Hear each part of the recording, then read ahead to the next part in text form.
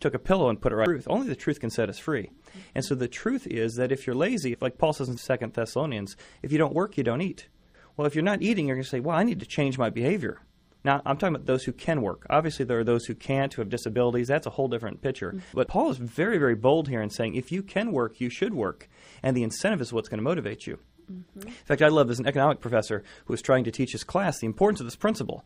And the class had been so brainwashed in socialism. They're like, well, socialism is good, and everybody would just put it all in the same trough, and that would all be good. And he said, well, all right, how about this? Next test came back, and the A students worked really hard. They got A's and B's. A bunch of people goofed off, and they got D's and F's. And he gave everybody in the class a C+. Well, the D and F students are like, hey, this is great, worked for me. I didn't work at all, and I got a C+. The A and B students said, I worked really hard, and I get a C+. And the economics professor said, hey, the good news is you worked really hard to bring the grade of everybody up. Well, sounds really nice. What happened the next test? Next test, the A, B students said, well, if I'm only going to get a C, I'll do worse. The D and F students said, hey, this worked great last time, I'll do it again. Well, the whole grade of the class came down from a C+ now to a D- everybody got. Because when you give everybody the same grade or give everybody the same incentive, you're actually punishing the producers and you're rewarding those who are lazy.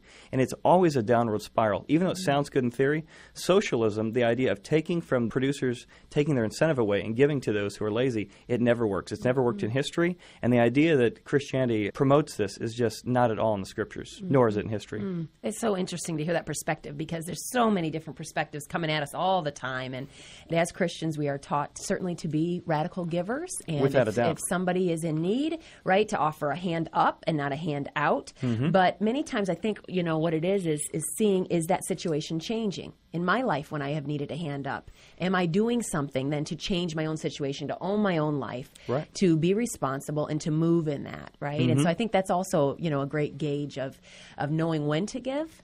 Without a doubt. You know. I mean, when I was in Chicago, I had homeless guys who were coming past me every day. I worked at a methadone clinic, and so I'd be leaving from college. I'd run over to my part-time job, and I've always had somebody there. And I would take folks and take them into Taco Bell and buy them food. I remember I had one guy came to Taco Bell with me, and he's like, well, I don't really like that taco. I'm like, well, listen, I got 59 cents. That's what I'm buying for lunch. I'll give it to you. And I love this guy because every day he told me the same story.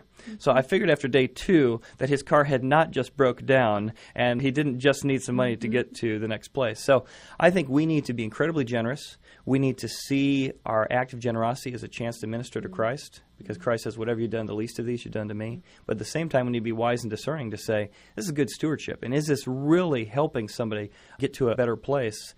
Or is it really enabling their bad behavior? Exactly. And keeping them in a place of, like you said, dependency and of expecting for others to reap what they're sowing in their life and step in and take the hit on that, which makes me think of a principle that I heard recently that kind of stuck with me, Chad. A woman I interviewed recently talked about in her great time of economic need, she started sowing her own needs. She started giving away that which she really wanted. Does Christ speak at all about that? Giving away and sowing in times of need and being generous? I do think so. Yeah, I do think so. I mean, Jesus has that one principle that says to find your life is to lose it. And in one sense, by getting your eyes off yourself, you're able to then invest back. And it's better to give than to receive. And I think that's more than just financially. I heard a quote one time that said the best cure for depression is to go out and help your neighbor. Because what happens if you've ever been through a depression, I went through a real serious one when I was in high school, and you just get so focused on yourself, and it's the fear that the depression will come back. And even those good moments get sabotaged by the fear that the bad moments are coming back.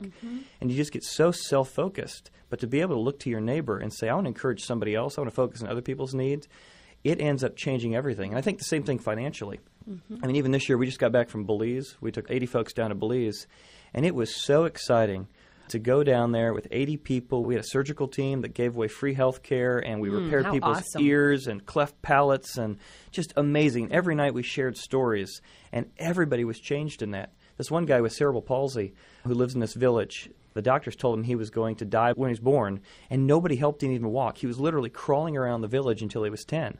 Finally, at 10, somebody said, I guess he's going to survive. Let's teach him to walk. And so here's this guy, Ishmael, and we got a chance to build him a home. And it was so fantastic to build a home. He's now the most eligible bachelor. He's probably in his mid-20s now. And one guy from our church who builds custom homes brought this shower head this brand new shower head, a couple $1,000 shower head. The whole house costs $5,000, but he, of course, has a supplier. He brings the shower head. This might be the only actual practical use for the shower head. It's got 3 jets on the side. Because he can't turn his body quite right, it allows him to wash his whole body with this. So we got literally this concrete block house with this $1,000 shower head on it, helping wash this just beautiful guy with cerebral palsy. And to be there at that moment when he got the keys to his house and to see everybody come together and celebrate that was just really, really exciting. Oh, that is a beautiful story. You know, we are called as Christians to be radically generous. If someone's listening right now and saying, you know, I'm so caught up in myself and the fear mentality of taking care of myself, how do we break out of that, Chad? The Bible talks about being careful of covetousness or coveting, and I think there are a lot of faces of that. I mean, there's overspending, there's hoarding. Hoarding can be covetousness, which is, I find my security in my savings. Savings is important, but ultimately savings are not your security. There's a entitlement greed or coveting, which is that I deserve what's yours even though I haven't worked for it. So I think the steps would be the 3 Ps. Priority giving. Think about giving to God's priorities.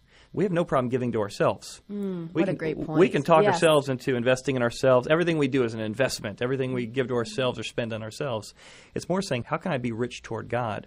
Even the parable of Jesus and the man with the bigger barns, he says the problem was he was rich toward himself, not rich toward God. So I would say, P, what are God's priorities?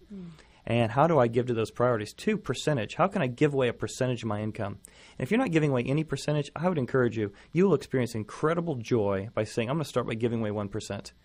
And you just start investigating, how could I take that 1% and give to other people? And it will just change your entire outlook. And also it says, I'm trusting God to be my provider, not my savings account, not even my income.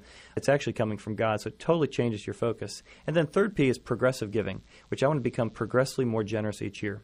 In fact, Christmas last year, one of my favorite stories, the kids got together, and every year we look at how we can be more generous. And we had a family in our church who was really struggling. They were possibly going to lose their home, and so we were looking at ways that Beth and I could provide for that. But the kids, too, I said, now, we got some friends who are in real dire need, and they may not have any Christmas gifts. I said, what should you give them? And they brought this junky old toy out that they hadn't played with in years. I said, would you want to receive that? Well, no. And we had the most powerful moment as a family. They actually were in tears at the end of it. I said, I'm not going to force you to give, because God doesn't force us to give. I'm just going to say, let's ask questions. Let's deepen your heart. Would you want to receive that? I said, what would you want to receive? And they said, a DS. Well, they had a DS, and they had a Game Boy. I said, what if you gave your DS away? That's like $100, maybe $150. That's big. I said, listen, Daddy is not going to make you do it, because the coercive giving never changes your heart. And yet they wrestled with it, and they decided to give it. And we were in tears as a family on the couch as they were wrestling with their own greed. And the joy they experienced that Christmas, I have no idea what we bought the kids. And we had the Christmas tree with all the gifts, but I will remember that memory for the rest of my life. Oh, that is awesome. I love what you're saying about the joy that comes